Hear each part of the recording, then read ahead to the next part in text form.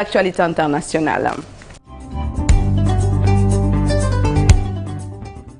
Et nous allons aux États-Unis, bien entendu. Donald Trump devant Kamala Harris pour le moment avec 2 États.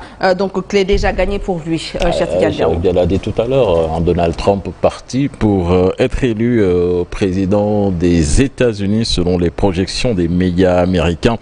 Le républicain est donné vainqueur de nombreux États, dont la Floride et l'État clé du Caroline du Nord, et remporte pour le moment près de 247 grands électeurs, tandis que la démocrate Kamala Harris est créditée de 214 grands électeurs avec notamment l'État de New York et la Californie. Pour la première fois en 4 ans, les républicains sont majoritaires au Sénat grâce à leur victoire en Virginie occidentale et dans l'Ohio.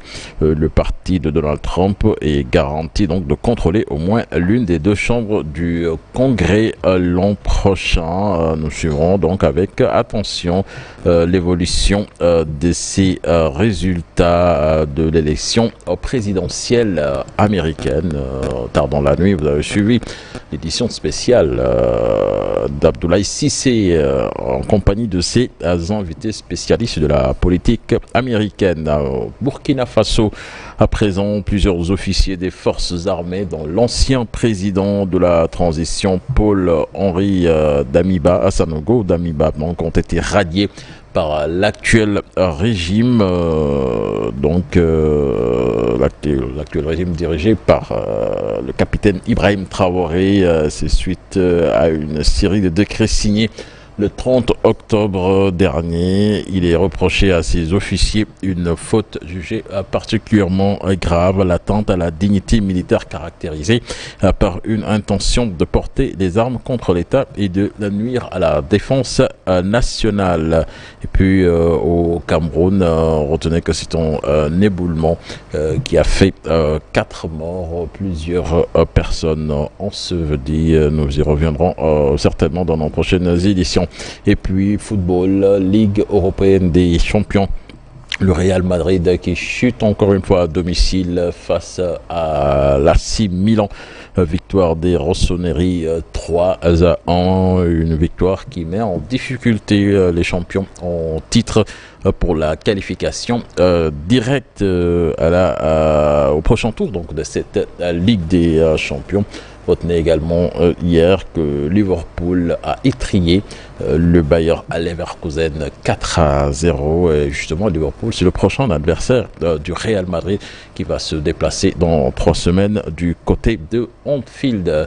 Et puis aujourd'hui, retenez le choc entre le Paris Saint-Germain et l'Atlético de Madrid. C'est à suivre à partir de 20h. Et le FC Barcelone qui se déplace du côté de l'Étoile Rouge de Belgrade. Et puis, quelles sont les tendances? ¿Qué se pasa de la Casablanca? Bon, c'est une période. Ouais, c'est une mauvaise passe.